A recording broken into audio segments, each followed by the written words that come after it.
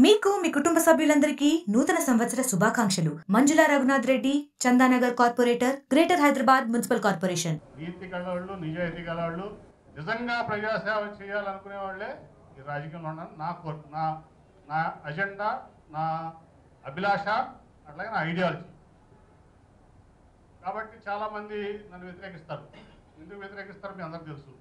నేను అవినీతిని సహించను, నేను ల్యాండ్ గ్రాబింగ్ సహించను, నేను వేరే పనులు చేసి పార్టీకి చెడపేద తెచ్చేవాడిని సహించను. నేను హార్గనైజేషన్లో పనిచేస్తానంటే నా హార్గనైజేషన్ టీమ్ బిల్డింగ్ ఇంపార్టెంట్. నాకు బేగ్ లాంటి వ్యక్తులు కావాలి, వెనకంటి జీవరత్నం లాంటి వ్యక్తులు కావాలి, నాకు వాసం ముని లాంటి వ్యక్తులు కావాలి, నాకు మా గోగుల రమణ లాంటి వ్యక్తులు కావాలి, మీరందరూ కావాలి. అంతే తప్ప మేము వచ్చాం, మేము ఈ ప్రాంతానికి ఎమ్మెల్యే అయ్యాం, లేకపోతే ఇన్ఛార్జ్ అయ్యాం, మేము ఏలుకుంటాం, దోచుకుంటాం అంటే సహించే పనే లేదు. అంతగా తప్ప నా మీద వ్యతిరేకైనా అవినీతి చేయలే. నేనేమి ఎవరికి చీకటి సామ్రాజ్యంలో వ్యాపారంలో వస్తున్నాం మా పార్ట్నర్ కాదు. నా మీద నాకు వాళ్ళకి ఎందుకు పడతావు? నేనైనా పార్ట్నర్నా? ఈ దాంట్లో నేను మాట్లాడిగానా? నేను మాట్లాడలేదు కదా. ఎందుకు పడదంటే వీడు ఒక కాపలా కుక్క విజయవాడ పార్లమెంట్కి, వీడు తినడం మమ్మల్ని తిన్నీడు అన్న తప్ప ఏం ఎజెండా లేదు ఇక్కడ. అంతేనా?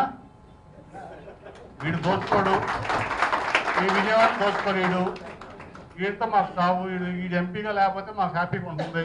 వీడు అసలు ఈ తెలుగుదేశం పార్టీ నుంచి పోతే మేము చక్కగా ఈ పార్టీని ఈ బెదవాడిని ఇక్కడ జగ్గేవాడి నుంచి విజయవాడ ఈస్ట్ వరకు అటు తిరువురు వరకు దోసుకు తినొచ్చు అనేదే ఎజెండా. అందుకని నేను ఎజెండా ఉందా నా మీద వ్యతిరేకిస్తాను ఎవరున్నా మీడియాలో కూడా చెప్పొచ్చు. నా మీద వేరే ఎజెండా ఉంటుందా? నేను మీ దాంట్లో మాట్లాడిగానా? నేను బిజినెస్ పార్ట్నర్నా?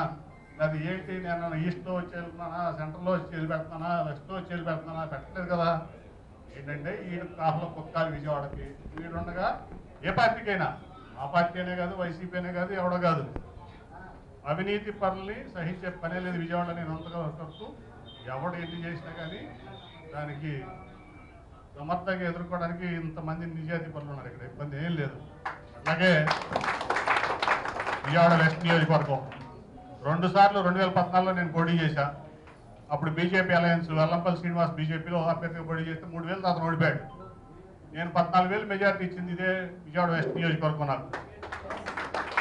అంటే 17,000 క్రాస్ ఓటింగ్. 2019లో చెల్లెలు కనుక అమ్మాయి 9,500 ఓట్లతో ఓడిపోయింది.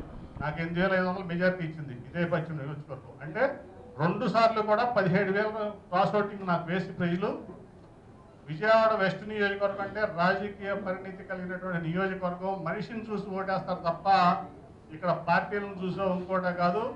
పార్టీ సరైన వ్యక్తికి సీట్ ఇవ్వకపోతే ఖచ్చితంగా ఓడిస్తాం, సరైన వ్యక్తికి సీట్ ఇస్తే ఖచ్చితంగా గెలిపిస్తాం అనేదానికి నా 2 ఎలక్షన్లే నిదర్శనం.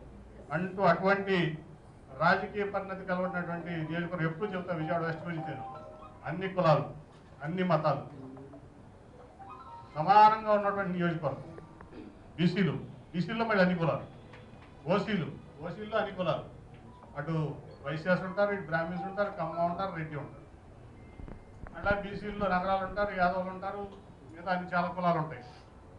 అట్లాగే మీకు ముస్లిమ్స్, క్రిస్టియన్స్, మీకు అన్ని ఇంత సమకూర్పుకున్నటువంటి అసెంబ్లీ నియోజకవర్గం ఈ 2 తెలుగు రాష్ట్రాల్లో, ఒక రాష్ట్రం కాదు ఉందంటే అది విజయవాడ వెస్ట్ నియోజకవర్గం.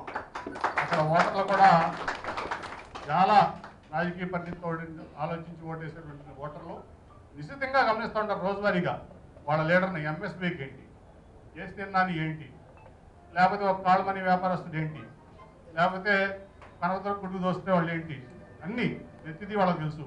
ప్రతి చిన్న ఇంట్లో కూడా దాన్ని బట్టే ఓటు ఉంటుంది అక్కడ. కాబట్టి మీ అందరూ కూడా చాలా ఇప్పుడు దాదాపు టీమ్ టీడీపీ విజయవాడ వెస్ట్ అంటే అన్ని రకాలుగా కూడా మరి రాధాకృష్ణ కానీ మీరందరూ కానీ ఒక టీమ్గా పనిచేస్తున్నారు. మన వాళ్ళంతా కూడా ఆ రోజు విజయవాడలో కొంతమంది ప్రెస్ మీట్ పెట్టి 50 మంది కార్పొరేషన్ ఓడించారు. కార్పొరేషన్ రావాలి, వాళ్ళ స్వార్థం కోసం ఓడించారు, అందరూ బలైపోయారు. అటువంటి వాళ్ళందరూ కూడా ఇక్కడ మేము ఇది లేదన్నప్పుడు వాళ్ళందరికీ నేను ఉన్నాను, మీరు ముందు పని చేయండి, ఇది మంది, అవినీతి పనులతో స్వార్థ పనులతో లాలుచి వ్యక్తులు కాదు. ఇది మీ అందరి కోసం నేను అంటానని చెప్పి పికప్ చేశాం.